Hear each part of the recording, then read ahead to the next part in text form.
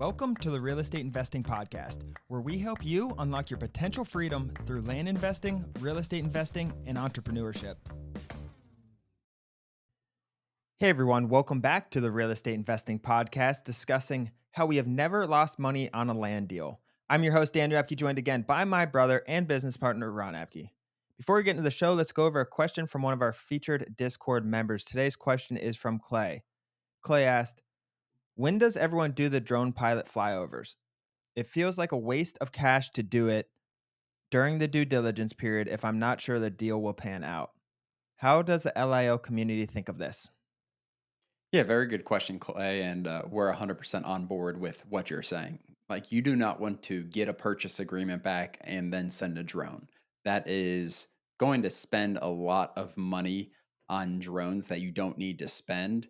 So, what we do, what we suggest is doing all your what we call computer due diligence, all your remote due diligence is what we call it, doing your due diligence on map rights, seeing the slope, seeing if the price makes sense, calling the county, getting the deed, pulling the plat, getting a survey, whatever it is on there.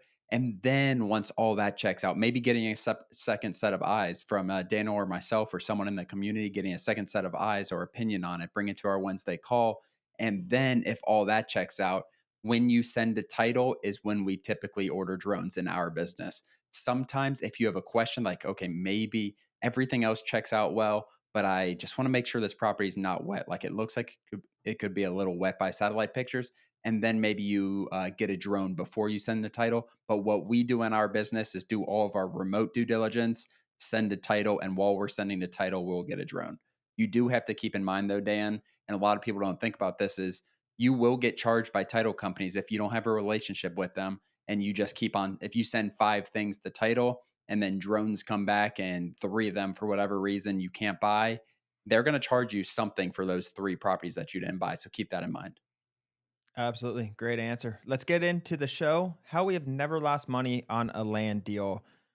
Ron, I want to start by saying the first segment, Ron, buying at the right price.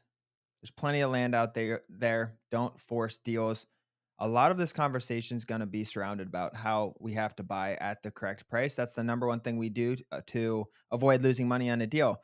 If you buy at the right price, Ron, everything else kind of falls in place naturally.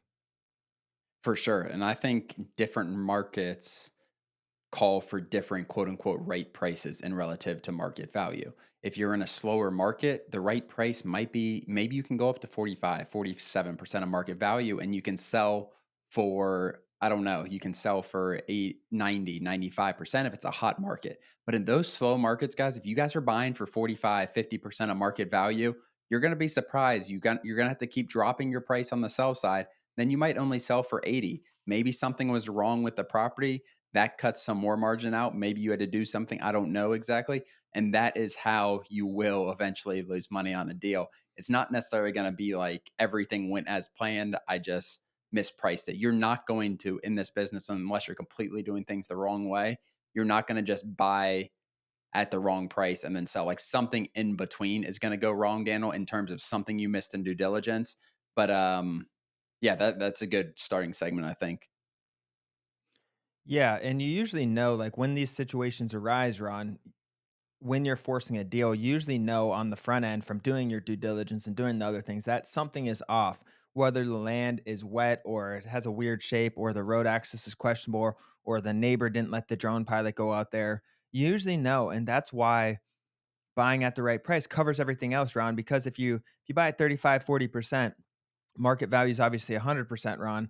Maybe we can, like for us, we bought a trash lot at one point, Ron, where it was literally a landfill where they were dumping it, but we bought it at such a good price. We are able to drop it to 55, 60%, 65% of what 20 acres would have gone for in that market. And the end seller knows, okay, yeah, there's some defects, but I'm getting it on, 60 cents on a dollar of what market value is. So there's still good value there. And that's why I think it's so important. When price always comes first. Yeah, I mean, we've just thinking about that, Dan. Your first sentence, I think you said like you usually know on the front end, and I can think of so many situations like when you're going to have like, or when you think you're going to have a tougher property.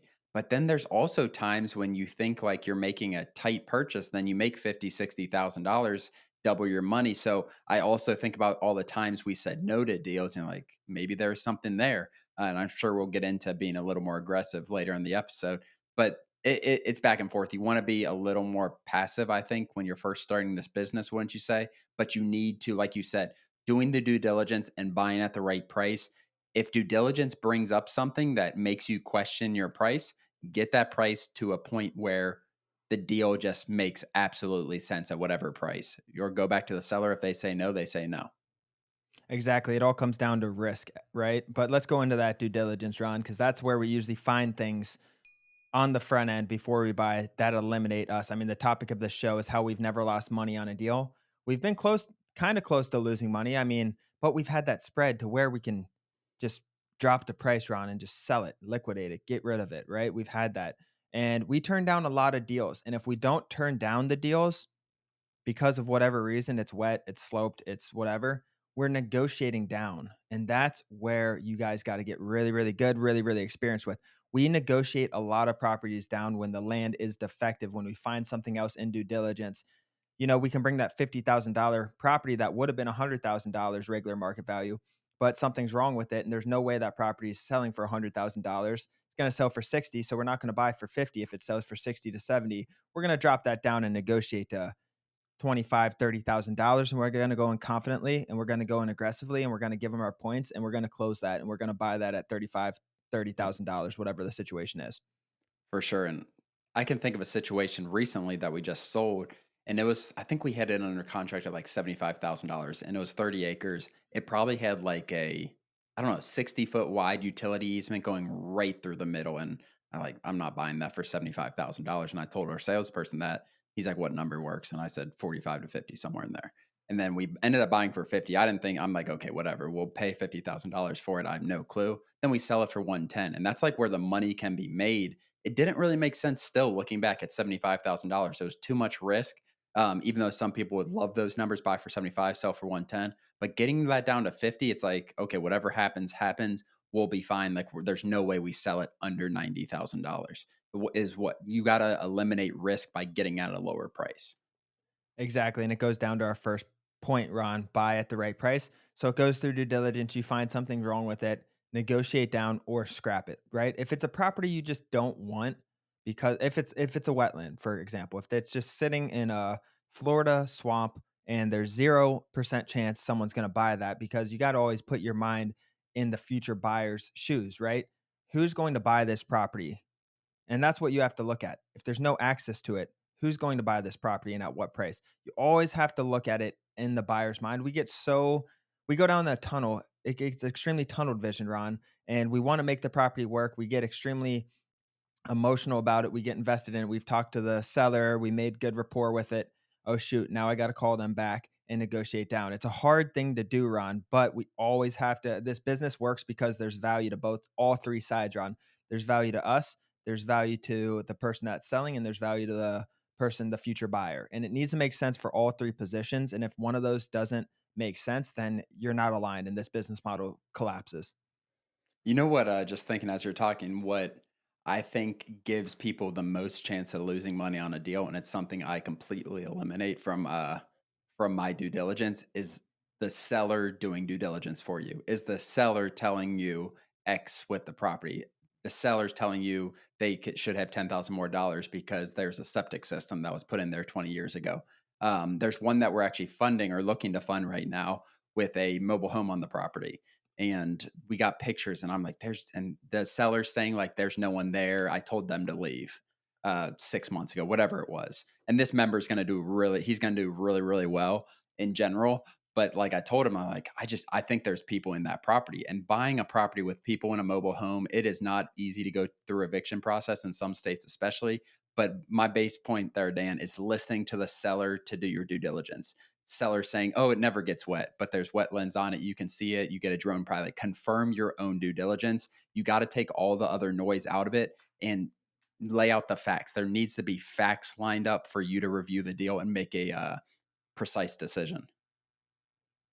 Yeah, that's a really good point. And they can point you in a direction, especially when you need a gap to be filled. Like, hey, you're not on the deed. What's this LLC run? Or what's this company that owns it? Or can you send me whatever it is, death certificates and things like Yeah. that? They can help assist you, but you don't want to go to them for all the answers because they're biased and they're just as like a They want salesperson's your biased, money. right? Yeah, they want your money. Just as a salesperson's biased, right? They want the deal to go through. As a due diligence person, step out of that sales zone. As a due diligence person, you have to be a skeptic. Salespeople are optimistic; they want it to work. Due diligence, you need to be more of a skeptic. And I think part of that, Ron, is just filtering out all the noise, filter out your salesperson, the voice in the back of your head if you're doing all sides of this. And it's just kind of changing personalities almost for each different part of this business, Ron, because you have to dig in and figure out what's wrong with this property, what's going on here. And for that instance you talked about, Ron, if we didn't have that experience of trying to evict and this same exact thing happened to us in the last 4, 5, 6 months, if it wasn't for our experience, we probably would have already wired this money and done deal. So we'll see how this specific deal pans out. But that one you're talking about right now is all about experience. We would have never seen that a year ago coming. Yeah, there's like a tent there, there's a grill. There's just no way something's going on with that property. And you can see because we got drone pictures. He got drone pictures. He did a fantastic job getting There's them. smoke And coming you out can the chimney. Yeah, and you can see, like, tire tracks going right to the mobile home. I'm like, "That's not something that happened 6, 8 months ago." Someone is using the property. Who knows what it is? It probably doesn't take that much money to get them out of it, but you just run into those issues. You wanna know what you're going into, Dan. I think that's the main part, so you can talk them down. If someone's living in there and we have to go through an eviction, like, we're gonna get that seller down $5, $7,000 from that $12,000 buy price. So it's just knowing to make the decisions. You need to know, and that's what due diligence is all about. Exactly. And just guys, don't be scared to negotiate. That's the last thing I wanted to talk about. And we already touched on it. Don't be scared to negotiate. If the price is too high, if it's too risky, negotiate, right? You have, especially like, you have the property and then you have the price. If the property is an A and the price is, you're on the higher end, maybe it's like a C, right? Because it's a little more expensive, but the property is an A. That's might be a risk I'm willing to put up, Ron. Mm, But if the property is a B minus, a C, it's not great, right? And the price is a C, like that just doesn't align. The risk is high. If the price is an A and the property is a B minus, that aligns, right? So you got to balance those things. You got to kind of separate those. How is the land and how is the price? If you give me the best land in the county and there's no good properties on the market or all of them are defected, I'll buy that all day for 60,000 yep. and sell for 100,000, Ron. The risk is so low. We're going to make money. I'll wire my money in and get that money right back out. It's not going to be as much as some of the deals like buy for. I know we have one right now around buy for like 80 that we're doing some work to and cleared and we're selling for like 230. That doesn't need to happen every single deal. And I think I wanted to point that out. Like, don't be scared to negotiate if your price and property don't align. Add location to that, Dan, and I think that's 3, like, key things: price, land, and location. And that's kind of Which what I I get. meant by, Yeah, yeah, yeah, by land, yeah.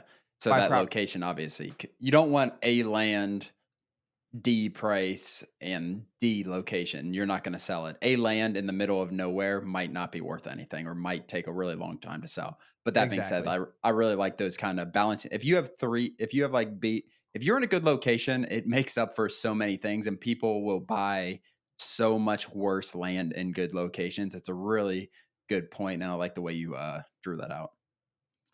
Absolutely. I don't have much more to add, Ron. What do you have? No, I think that's it. I mean, it's we've done 500 plus land deals, guys, and everyone like asks like, how do you make sure that you're buying right? It's just about doing due diligence, it's about experience, it's about doing all this stuff that we just talked about in this episode. I think this is a completely different topic than we've ever really talked about on this podcast, so I think it's really valuable.